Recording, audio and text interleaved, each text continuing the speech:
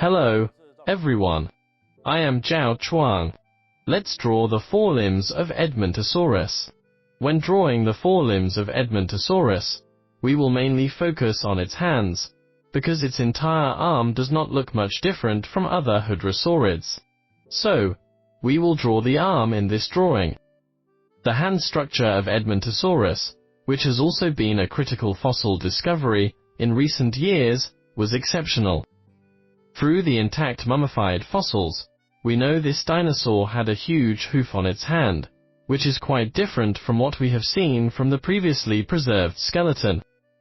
To understand the relationship between the appearance and the interior of its hand, we draw the skeleton first to know how many fingers there are and how they are arranged. Then, we will restore the hand appearance to understand how these three slender fingers fused into two large hooves. In addition, it also had another little finger on the outside. This little finger looks very long from the fossils, but in fact, only a short part was exposed when it was alive. Now, let's draw the forelimbs of Edmontosaurus.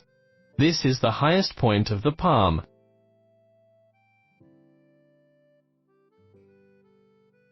We're going to draw its three structures: the palm, fingers, and claws. Let's draw its right hand. The long part on the top is for the palm, the following short part is for the fingers, and the bottom should be left for the claws. Now, let's begin with its longest metacarpal bone. Edmontosaurus had a total of 4 metacarpal bones.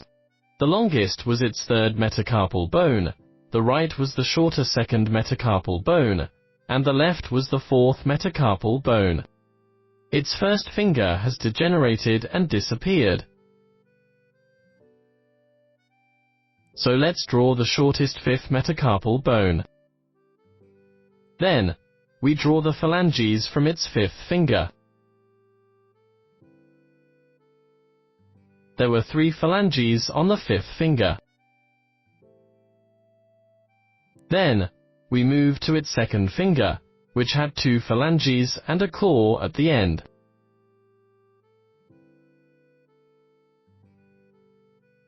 Its third finger also had 2 sections and a claw at the end.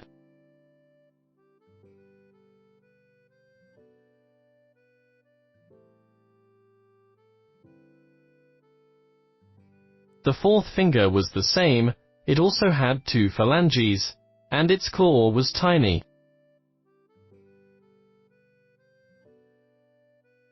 Let's cast some little shadows on the sides of the bones to make it more three-dimensional.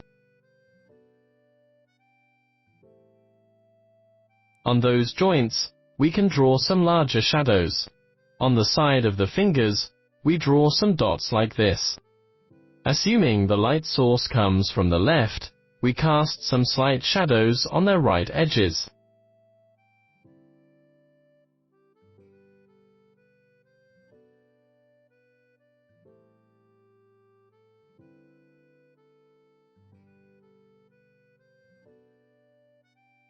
Then, let's reconstruct its hand. According to the finished skeleton on the left, we first pinpoint several points to understand the rough positions of its bones.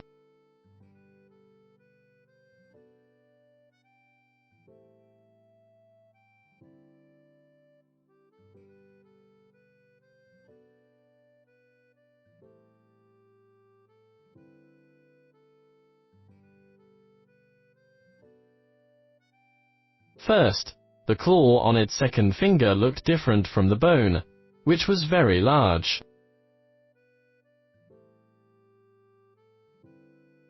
Then, the claws on its third and fourth fingers merged into a hoof resembling that of a horse, wrapping the 2 fingers inside.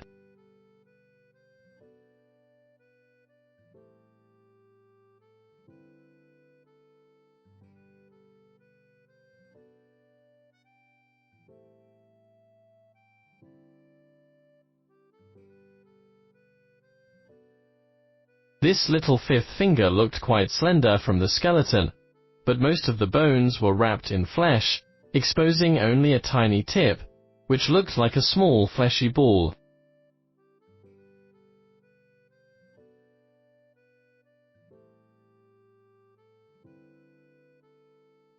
This is the overall outline of its hand. Then, let's add some folds at the joints and large wrinkles at the wrist.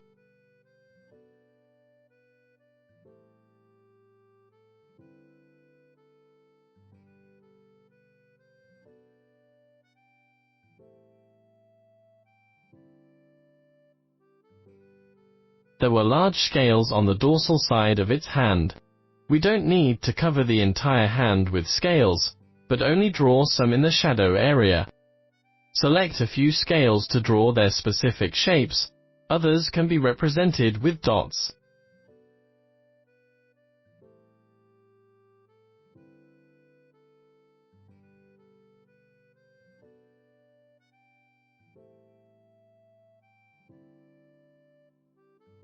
Then, we can draw some keratinous textures on the hoof.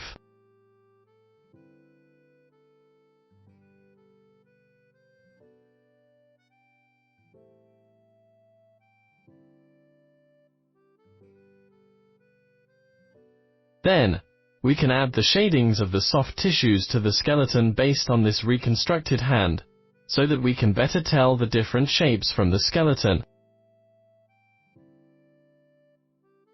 The nail on its second finger was much larger than the skeleton. According to the reconstructed appearance, we can elaborate on how the hoof wrapped its third and fourth fingers inside.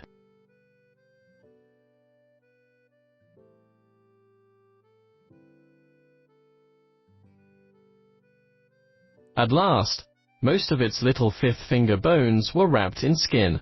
We can also show this by using shadings.